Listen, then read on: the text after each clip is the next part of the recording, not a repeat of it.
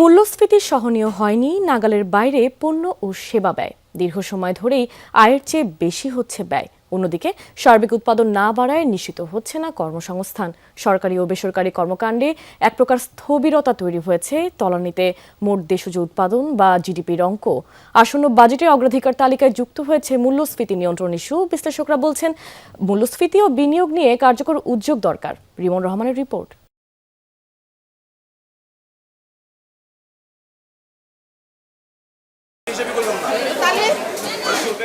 বাজার জুড়েই যেন ক্রেতার দীর্ঘশ্বাস। সবজি কিংবা মুদিপণ্য হাতের নাগালে নেই তেমন কিছু।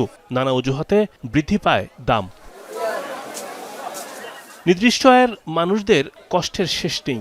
দিন এনে দিন খায় যেসব মানুষ, তাদেরও কষ্ট অসহনীয়। অজুহাত হিসেবে সামনে আনা হচ্ছে জ্বালানির দাম, বৃষ্টিসহ নানা কিছু। দামের উত্তাপ বাড়লেও বাড়ছে না আয়। যারা ফিক্সড ইনকাম গ্রুপ, মধ্যবিত্ত এবং যারা গরিব, তাদের জন্য অত্যন্ত কঠিন অবস্থার সৃষ্টি হয়েছে।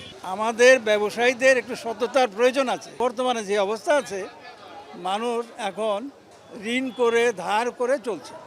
পণ্য এবং সেবা মূল্য যে সূচকে নির্ধারণ হয় তার নাম মূল্যস্ফীতি। সরকারি সংস্থা পরিসংখ্যান ব্যুরো বা বিবিএস এর হিসাবে গেল মার্চ মাসে মূল্যস্ফীতির হার ছিল 8.71%। অর্থাৎ প্রকৃত দামের চেয়ে 8 টাকা বেশি দামে পণ্য কিনছে ক্রেতা। এই সময় মজুরির দাম ছিল 8.09%। দীর্ঘ সময় ধরেই এমন অবস্থা বিদ্যমান। পণ্যের দামের চেয়ে মজুরি কম।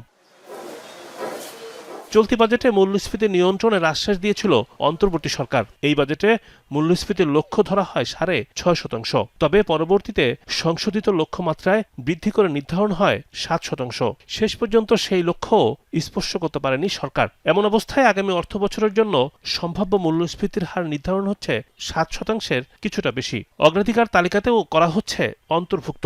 সরকারের যে সর্বোচ্চ অগ্রাধিকার, সেটার মধ্যে আসলে মূল্যস্ফীতি নিয়ন্ত্রণটা থাকতে হবে। এবং সে বিষয়ে শুধুমাত্র কিন্তু ভার্বাল কমিটমেন্টটা হলে চলবে না। শুধুমাত্র বাজেটে বলে দিলেই হবে না যে আমরা মূল্যস্ফীতি নিয়ন্ত্রণ করব। কোন সময়ে কতটুকু করবে সেটা বলে দিতে হবে। সাপ্লাই চেইন সেটাকে আনইন্টারাপ্টেড রাখা, এর পাশাপাশি আমাদের যে মুদ্রানীতি সেটাকে অবশ্যই নমনীয় করতে হবে। এটা কিন্তু বড় রকমের সমস্যা তৈরি করছে আমাদের জন্য।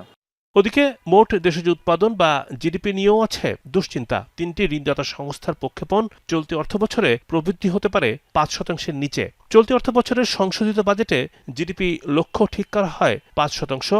সার্বিক অবস্থা বিবেচনা করে আসন্ন বাজেটে প্রবৃদ্ধির লক্ষ্য ধরা হতে পারে 6.5%।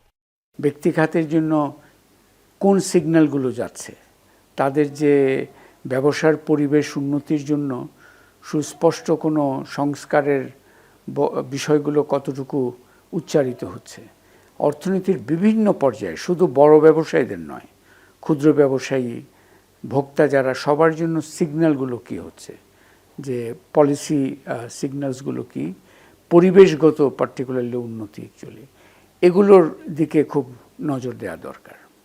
সরকার মনে করে উৎপাদন বৃদ্ধি না হলে বেকারত্ব দূর করা কঠিন। পাশাপাশি মূল্যস্ফীতি নিয়ন্ত্রণ করা না গেলে দারিদ্র্যসীমার নিচে চলে যাবে বড় সংখ্যক মানুষ।